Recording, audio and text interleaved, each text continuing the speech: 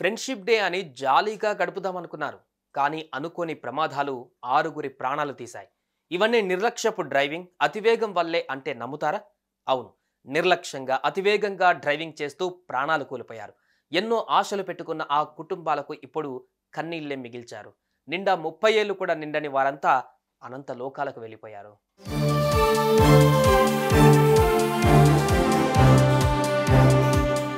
ఆదివారం friendship day. ఎంతో మంది ప్లాన్స్ వేసుకున్నారు. ఎక్కడికి వెళ్ళాలి, ఏం చేయాలని ఫిక్స్ అయి ఉన్నారు. అలానే మేడ్చల్ జిల్లా మచ్చబొల్లారానికి చెందిన 24 ఏళ్ల మాచర్ల కన్నయ్య, కోంపల్లికి చెందిన 28 ఏళ్ల సాయి ప్రకాష్, వికారాబాద్ జిల్లా దుడ్యాల మండలం అల్లికానిపల్లి వాసి 22 ఏళ్ల కావల్లి రమేష్, మెదక్ జిల్లా నర్సాపూర్ మండలం పిల్లవాడకు చెందిన గణేష్ సరదాగా శ్రీశైలం డ్యాంకు వెళ్దాం అనుకున్నారు. వీరంతా కోంపల్లిలోని ఓ ట్రాక్టర్ షోరూంలో పొక్లైనర్, ట్రాక్టర్ మెకానికల్గా పనిచేస్తున్నారు. ఆదివారం కావడంతో చిన్న ట్రిప్ వేసుకుందాం అనుకుని కన్నయ్య బంధువు కారులో నలుగురు హైదరాబాద్ నుంచి శ్రీశైలంకు బయలుదేరారు. అప్పటికే వేగంగా కారు నడిపిస్తున్న వీరు నాగర్ కర్నూలు జిల్లా ఆమ్రాబాద్ మండలం వట్వర్లపల్లి నుంచి 14 కిలోమీటర్ల దూరంలో రాత్రి 1 గంట ప్రాంతంలో రోడ్డు పక్కన చెట్టును బలంగా ఢీకొట్టారు. అతివేగంగా వచ్చి ఢీకొనడంతో కారు నుజ్జునుజ్జై ఇంజన్ దూరంగా పడిపోయింది. కారులో ఉన్న కన్నయ్య, సాయి ప్రకాష్, రమేష్ అక్కడికక్కడే మృతి చెందగా గణేష్కు తీవ్ర గాయాలయ్యాయి. అక్కడున్న వారు కాస్త గణేష్ను అంబులెన్స్లో అచ్చంపేట ఆసుపత్రికి తరలించారు. అనంతరం పోలీసులకు సమాచారం ఇచ్చారు. ఘటనా స్థలానికి చేరుకున్న పోలీసులు మృతదేహాలను ప్రభుత్వ ఆసుపత్రికి తరలించారు. అలానే చికిత్స పొందుతున్న గణేష్ను ఫస్ట్ ఎయిడ్ అనంతరం ఉస్మానియా ఆసుపత్రికి తీసుకువచ్చారు.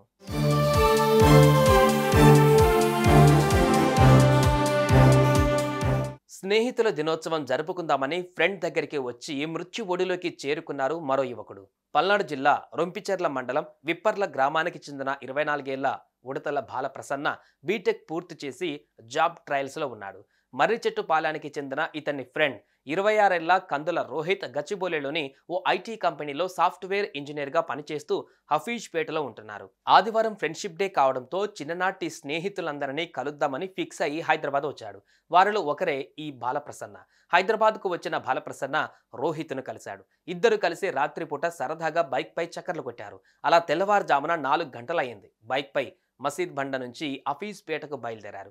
అతివేగంతో రోహిత్ బైక్ నడుపుతూ కొత్తగూడ ఫ్లైఓవర్ మీదకు రాగానే వై జంక్షన్లో రైలింగ్ను ఢీకొట్టాడు. దీంతో రోహిత్, బాలప్రసన్న ఫ్లైఓవర్ మీద నుంచి ఎగిరి కింద కొత్తగూడ జంక్షన్లో రోడ్డుపై పడ్డారు.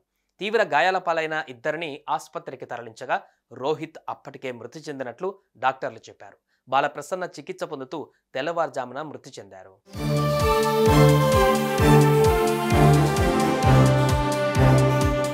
అలాగే హైదరాబాద్ కేపీహెచ్పీకి చెందిన 24 ఏళ్ల జయస్వామి శంకర్ మాదాపూర్లోని ఓ ప్రైవేట్ బ్యాంకులో సేల్స్ మేనేజర్గా పనిచేస్తున్నాడు.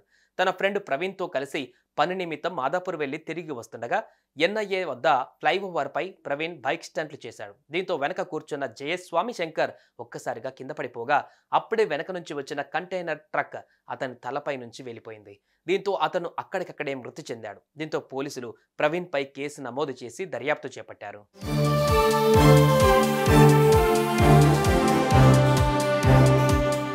ఇలా అతివేగంగా నిర్లక్ష్యపు డ్రైవింగ్ కారణంగా ఆరుగురు ప్రాణాలు కోల్పోయారు. కన్నవారికి కన్నీళ్లు మిగిల్చారు.